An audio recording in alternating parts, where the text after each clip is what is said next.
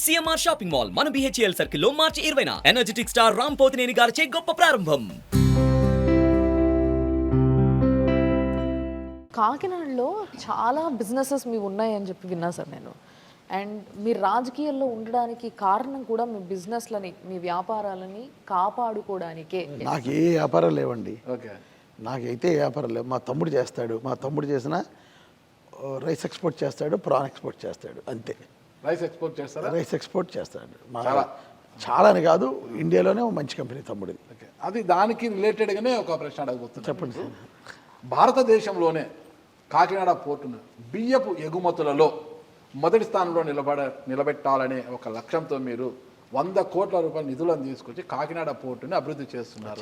అది మంచి పరిణామం. అది అయితే ఆల్రెడీ ద్వారంపూడి చంద్రశేఖర్ రెడ్డి గారి గతం నుంచి ఒక కామెంట్ ఉంది.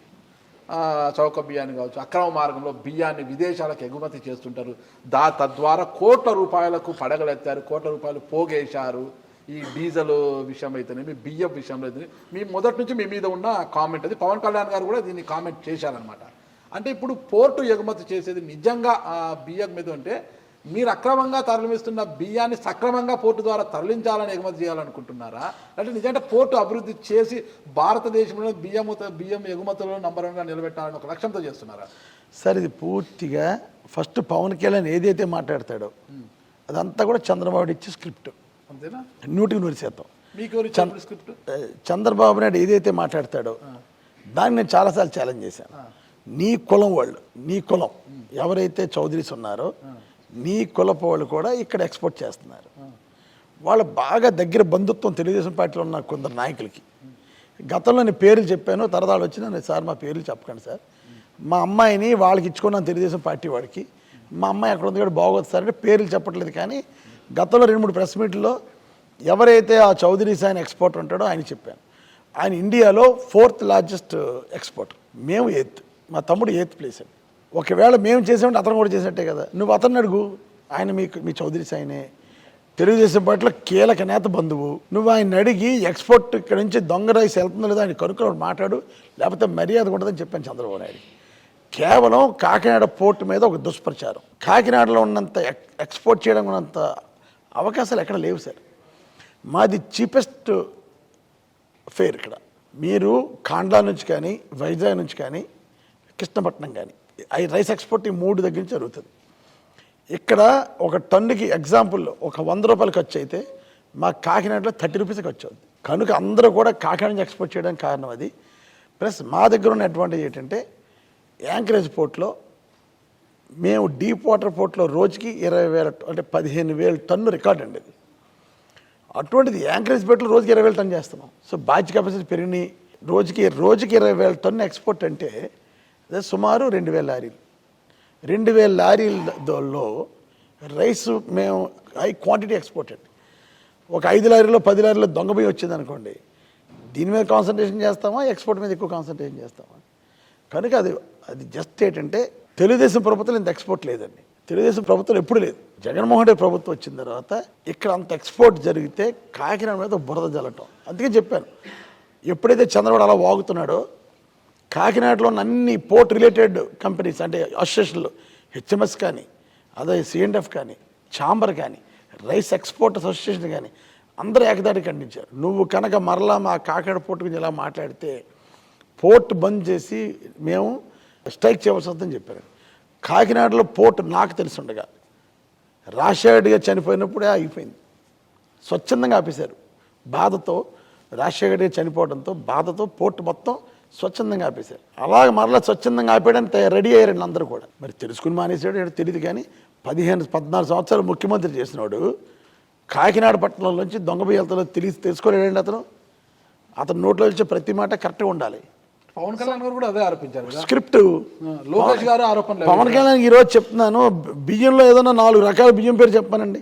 ఓకే, మీరు చెప్పండి. మాకు స్వర్ణ, మసూరి, IR64 ఇవన్నీ మాకు చెప్పారు. ఇంకోటి చెప్పండి.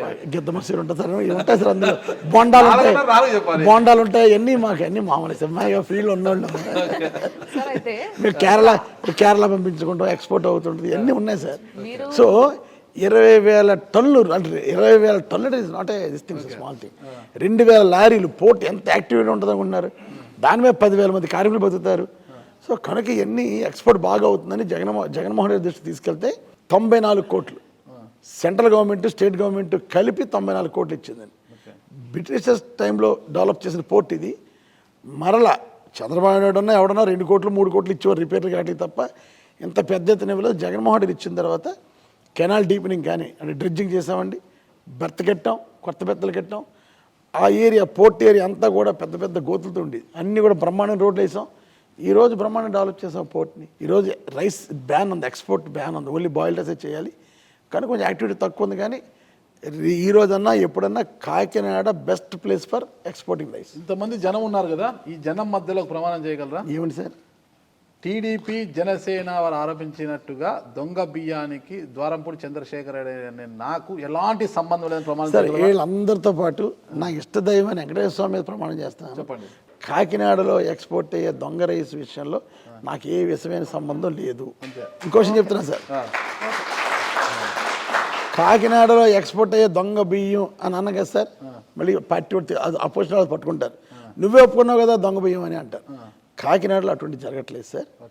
అటువంటి జరిగితే చాలా చిన్న చిన్న ఎక్స్పోర్టర్లు చేసుకుంటారు తప్ప లార్జ్ స్కేల్ ఉండే ఎక్స్పోర్టర్లు దాని మీద కాన్సన్ట్రేషన్ చేయలేరు. ఇంకో విషయం చెప్తాను సార్, మన ఆంధ్రప్రదేశ్లో ఉన్న బియ్యం కన్నా ఛత్తీస్గఢ్, మధ్యప్రదేశ్, బీహార్ నుంచి వచ్చే బియ్యం ఎక్కువ. ఇక్కడ ఆంధ్రప్రదేశ్ క్వాంటిటీ చాలా తక్కువ సార్. మీకు ఆ రైస్ ఎలా వస్తుందో తెలియాలి అంటే బిల్స్ ఉంటాయి. ముఖ్యంగా రైస్ రోజుకి 20,000 టన్నులు ఎక్స్పోర్ట్ అవుతుంటే సగం రైసు ట్రైన్ల ద్వారా వస్తుంది, ర్యాకుల ద్వారా వస్తుంది. పోర్ట్ డైరెక్ట్ ర్యాకుల ద్వారా వస్తుంది. అది అన్లోడ్ అయిపోయి డైరెక్ట్గా లోడింగ్ వెళ్ళిపోతుంది.